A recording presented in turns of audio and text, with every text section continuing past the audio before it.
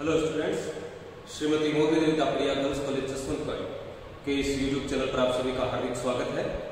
हम पढ़ रहे हैं इनकम टैक्स और इनकम टैक्स में हम पढ़ रहे हैं सैलरीज, वेतन। आज की क्लास में हम पेंशन से रिलेटेड प्रावधानों की बात करेंगे।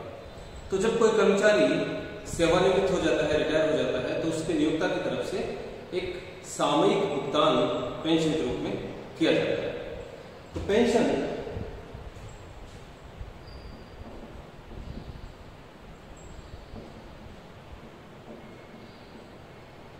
सेवानिवृत्ति पर मिलने वाली राशि है। सेवानिवृत्ति के पश्चात जो भूतपूर्व नियोक्ता है उसके द्वारा एक सामयिक भुगतान किया जाता है पेंशन के रूप में। तो जिस पेंशन को हम सामान्यतः जानते हैं वह है मंथली पेंशन, मासिक पेंशन कहलाती है। जो पेंशन है वह दो प्रकार से प्राप्त की जा सकती है। एक तो मासिक पेंशन,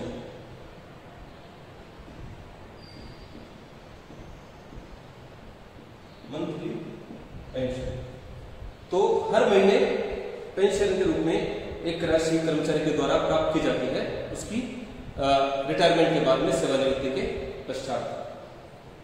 तो जो मंथली पेंशन है, यह पेंशन सरकारी एवं गैर सरकारी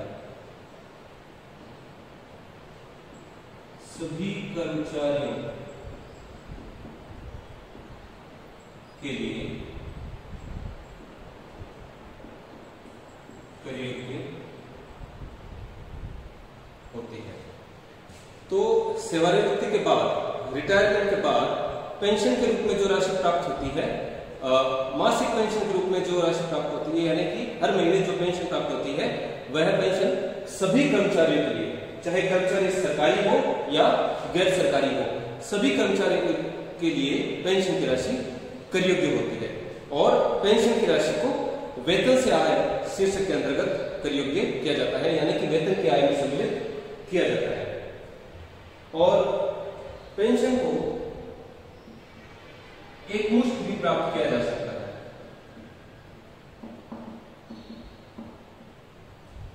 कर्मचारी के पास ऐसा विकल्प होता है कि वह अपनी पेंशन को हर महीने प्राप्त ना करने की बजाय उसको एक साथ एक मुश्त प्राप्त कर सके। तो अगर कोई कर्मचारी अपनी पेंशन को मासिक रूप से, मंथली प्राप्त नहीं करना चाहता, बल्कि उसको एक साथ प्राप्त करना चाहता है, तो ऐसी पेंशन एक मुश्त पेंशन कहलाती है।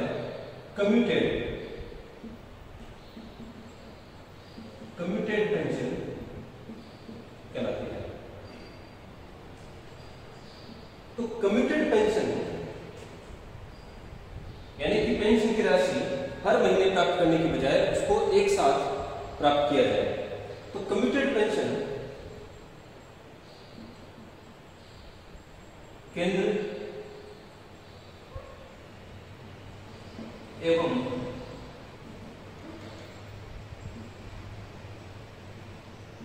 राज्य सरकार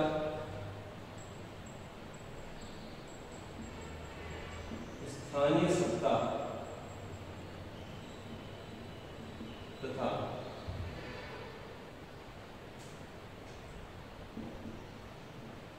केंद्र एवं राज्य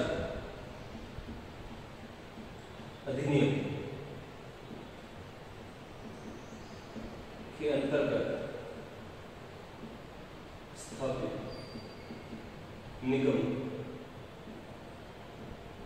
के कर्मचारियों के लिए पूर्णतः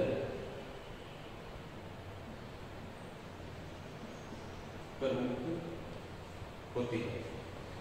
एक मुश्त पेंशन, कमिटेड पेंशन केंद्र एवं राज्य सरकार के कर्मचारियों, स्थानीय सत्ता यानी कि नगर पालिका, नगर परिषद, नगर निगम, पोर्ट ट्रस्ट आदि के कर्मचारियों तथा केंद्र एवं राज्य अधिनियम के अंतर्गत स्थापित किसी निगम के कर्मचारियों के लिए पूर्णतः करमुक्त होती है।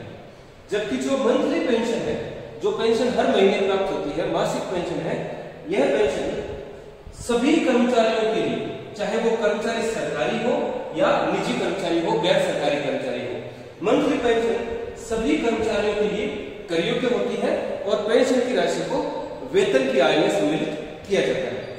जबकि मंथली पेंशन की जगह अगर कोई कर्मचारी अपनी पेंशन को एक साथ प्राप्त करना चाहे एक मुश्त पेंशन के रूप में, तो ऐसी पेंशन केंद्र एवं राज्य सरकार के कर्मचारियों के लिए, स्थानीय सत्ता के कर्मचारियों के लिए तथा केंद्र एवं राज्य अधिनियम के अंतर्गत स्थापित किसी निगम के कर्मचारियों के लिए पूर्णतः करमुक्त होती है।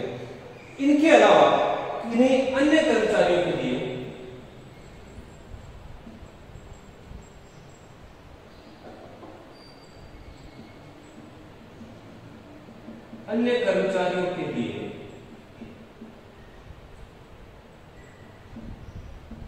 निम्न प्रकार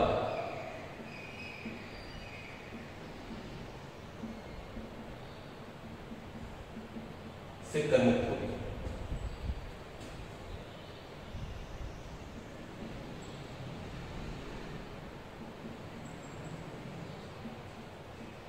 यदि ग्रेच्युटी मिलती है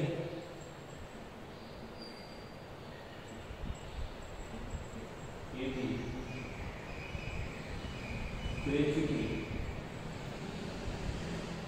नहीं मिलती, सेवानिवृत्ति के बाद, रिटायरमेंट के बाद ही पेंशन प्राप्त होती है। तो जब रिटायरमेंट के बाद अगर किसी कर्मचारी को ग्रेच्युटी मिलती है, केंद्र सरकार, राज्य सरकार, स्थानीय सत्ता और जो केंद्र एवं राज्य अधिनियम के अंतर्गत स्थापित कर्मचारियों, स्थापित निगम के कर्मचारियों के अलावा जो अन्य कर्मचारी हैं, उनकी बात हम कर रहे हैं। तो अगर इनके अलावा कोई अन्य कर्मचारी जब सेवानिवृत्त होता है, रिटायर होता है, तो उसके रिटायरमेंट के समय अगर उसको ग्रेच्युटी मिलती है, तब पेंशन के संबंध में अलग प्रकार से कटौती दी जाएगी, करमुक्ति दी जाएगी। और अगर ग्रेच्युटी नहीं मिलती तो पेंशन के संबंध में जो कटौती है वो अलग प्रकार से उसकी गणना की जाएगी। तो अन्य कर्मचारियों के लिए हमको देखना पड़ेगा कि जब कोई कर्मचारी सेवानिवृत्त हुआ तो क्या उसको ग्रेच्युटी मिली या उसको ग्रेच्युटी नहीं मिली। अगर ग्रेच्युटी मिली है और पेंशन भी मिली है, तो ग्रेच्युटी मिलने पर पेंशन की संपूर्ण एकमुश्त राशि का 1/3 भाग करमुक्त किया जाता है। अन्य कर्मचारियों के लिए निम्न प्रकार से पेंशन की राशि करमुक्त होगी, एकमुश्त पेंशन की राशि।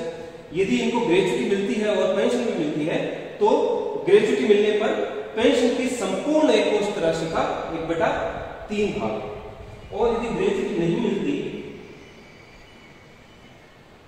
तो पेंशन की संपूर्ण एकमुश्त राशि का 1/2 भाग। तो ग्रेच्युटी मिलने पर पेंशन की एकमुश्त राशि में से जो करमुक्ति की राशि है वो कम होगी। पेंशन की संपूर्ण एकमुश्त राशि का 1/3 भाग ही करमुक्त किया जाएगा यदि ग्रेच्युटी मिलती है। लेकिन अगर ग्रेच्युटी नहीं मिलती तो पेंशन की जो संपूर्ण एकमुश्त राशि है उसमें से कटौती ज्यादा दी जाएगी। तो पेंशन की संपूर्ण राशि का 1/2 भाग, यानी कि पेंशन की संपूर्ण एकमुश्त राशि का 50% करमुक्त कर दिया जाएगा यदि ग्रेच्युटी नहीं मिलती है। तो ग्रेच्युटी और पेंशन दोनों सेवानिवृत्ति पर ही दिए जाते हैं कर्मचारी को। हालांकि ग्रेच्युटी जो है सेवा के दौरान भी दी जाती है, लेकिन जो पेंशन है वो सेवानिवृत्ति पर दी जाती है। तो जब किसी कर्मचारी को एकमुश्त पेंशन कोई कर्मचारी प्राप्त करता है सेवानिवृत्ति के बाद में, तब यह देखा जाता है कि जो अन्य कर्मचारी है, केंद्र एवं राज्य सरकार, स्थानीय सत्ता या किसी केंद्र और राज्य अधिनियम के अंतर्गत स्थापित निगम के कर्मचारी के अलावा कोई अन्य कर्मचारी है, तो उस कर्मचारी को क्या सेवानिवृत्ति पर ग्रेच्युटी मिली है या नहीं मिली।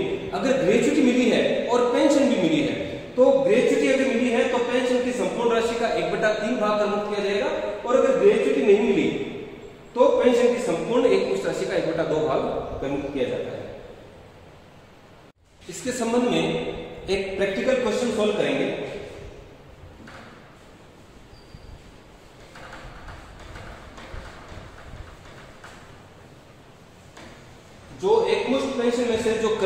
राशि की गणना किस प्रकार से की जाएगी, प्रैक्टिकल क्वेश्चन सोल्व करके समझेंगे।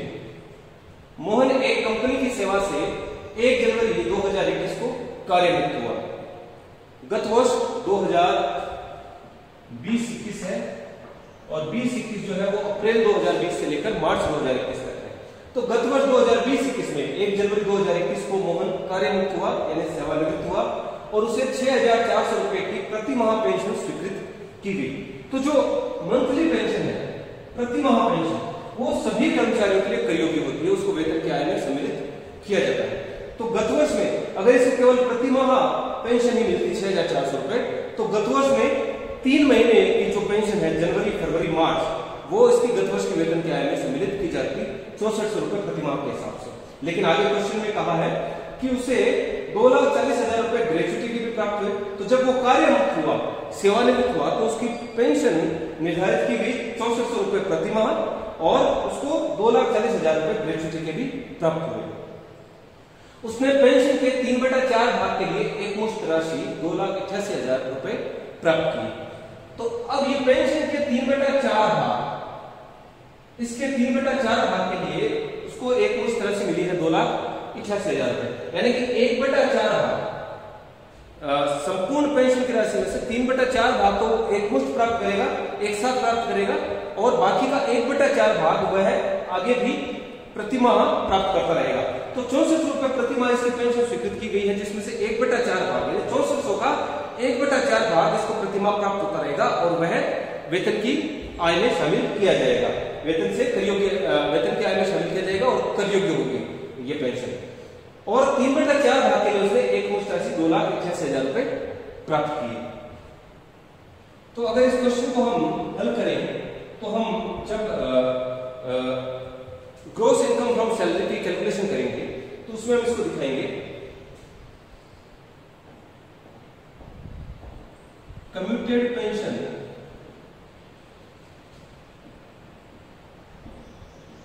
रिसीव्ड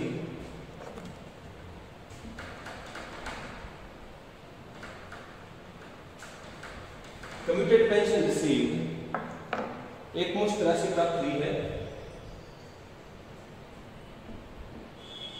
2,88,000। क्वेश्चन में कहा है कर निर्धारण वर्ष 2021-22 के लिए करमुक्त पेंशन की राशि की गणना कीजिए कि कितनी राशि उसके लिए करमुक्त होगी। तो जो मंथली पेंशन है, मंथली पेंशन 6,400 है, इसका 1/4 भाग वह अभी भी मंथली पेंशन के रूप में प्राप्त करेगा, क्योंकि 3/4 भाग के लिए ही इसने एक मुश्त राशि प्राप्त करी है। तो 6400 का 1/4 भाग, या हम इसको कहें 6400 का 1/4 भाग 1600 रुपए प्रति माह उसको पेंशन प्राप्त होती रहेगी। तो गत वर्ष में जनवरी, फरवरी, मार्च, गत वर्ष में 3 महीने इसको मंथली पेंशन प्राप्त हुई है 1600 रुपए के हिसाब से, तो 4,800 रुपए। हालांकि क्वेश्चन में पूछा नहीं है, केवल करमुक्त राशि पूछी है, लेकिन फिर भी अगर हम जब उसकी ग्रॉस इनकम फ्रॉम सैलरी की कंप्यूटेशन करेंगे तो मंथली पेंशन दिखाएंगे 4,800 रुपए, ये टैक्सेबल होगी, ये पूरी की पूरी टैक्सेबल होगी। और जो कम्यूटेड पेंशन इसको प्राप्त हुई है 2,88,000, इसको हम इनर कॉलम में लिखेंगे और इसमें से जो एग्जेम्प्टेड अमाउंट है वो घटाने के बाद में जो बैलेंस अमाउंट है, जो टैक्सेबल अमाउंट है, वो हम लिखेंगे मेन कॉलम में। तो कम्यूटेड पेंशन रिसीव 2,88,000 रुपए, एक मुश्त पेंशन इसको 2,88,000 रुपए प्राप्त हुई है। तो एक मुश्त पेंशन अगर प्राप्त होती है तो करमुक्ति किस प्रकार से दी जाएगी? यदि ग्रेच्युटी मिलती है तो पेंशन की संपूर्ण एक मुश्त राशि का 1/3 भाग, और अगर ग्रेच्युटी नहीं मिलती तो पेंशन की संपूर्ण एक मुश्त राशि का 1/2 भाग करमुक्त किया जाता है, एग्जेम्प्ट किया जाता है। तो इस क्वेश्चन में 2,40,000 रुपए ग्रेच्युटी प्राप्त हुई है, तो ग्रेच्युटी मिली है। यदि ग्रेच्युटी मिलती है तो पेंशन की संपूर्ण एक मुश्त राशि का 1/3 भाग करमुक्त किया जाता है। तो एग्जेम्प्ट करेंगे, एग्जेम्प्टेड अमाउंट क्या होगा? पेंशन की संपूर्ण एक मुश्त राशि का 1/3 भाग। यह राशि संपूर्ण नहीं है, यह 3/4 भाग है। तो 2,88,000 3/4 भाग है, तो इसका 4/3 भाग कितना होगा? संपूर्ण पेंशन कितनी होगी? अगर 3/4 भाग, यानी इसको अगर ऐसे दिखाएं 2,88,000 भाग है, तो इसका संपूर्ण भाग यानी कि एक भाग यानी संपूर्ण भाग कितना होगा? 1/3/4 अगर 2,88,000 है तो पूरी पेंशन राशि कितनी होगी? या हम इसको ऐसे लिख सकते हैं कि 2,88,000 बटे ये 4 1 से गुणा होंगे, इधर आ जाएगा और नीचे 3 रह जाएगा। तो जब इसको 3/4 भाग पूरी पेंशन की राशि में संपूर्ण पेंशन की राशि में बदलना हो तो 2,88,000 3/4 था, तो 4/3 भाग कितना होगा? यानी संपूर्ण पेंशन की राशि कितनी थी? और इस संपूर्ण पेंशन की राशि के का 1/3 भाग करमुक्त कर दिया जाएगा। तो 2,88,000 इंटू 4/3, तो ये आता है 3,84,000। तो संपूर्ण पेंशन की संपूर्ण पेंशन की एक मुश्त राशि 3,84,000 होती है और 3,84,000 में से 3/4 भाग 2,88,000 के रूप में एक मुश्त राशि उसने प्राप्त करी है। लेकिन जो क्रममुक्ति की राशि है वो संपूर्ण पेंशन की राशि का 1/3 भाग दी जाती है, न कि जो एक मुश्त राशि प्राप्त की है उसका 1/3 भाग। तो संपूर्ण पेंशन की राशि 2,88,000 को 4/3 करेंगे तो संपूर्ण पेंशन की राशि ज्ञात हो जाएगी और उसका 1/3 भाग होगा 1,28,000। 1,28,000 रुपए करमुक्त किया जाएगा। तो 2,88,000 में से 1,28,000 रुपए करमुक्ति दी जाएगी और जो बाकी का 1,60,000 रुपए है वो टैक्सेबल होगा। तो 1,28,000 रुपए एग्जेम्प्टेड अमाउंट होगा पेंशन की करमुक्त राशि होगी। तो इस प्रकार से आज की क्लास में हमने पेंशन के संबंध में जो आयकर अधिनियम में जो प्रावधान है, वेतन शीर्षक में किस प्रकार से पेंशन की राशि को सम्मिलित किया जाता है, उसके बारे में हमने पढ़ा। मैं आशा करता हूं कि आज की क्लास में हमने जो पढ़ा आपको अच्छे से समझ में आया होगा। इस वीडियो को लाइक कीजिए, शेयर कीजिए, हमारे YouTube चैनल को सब्सक्राइब कीजिए। धन्यवाद।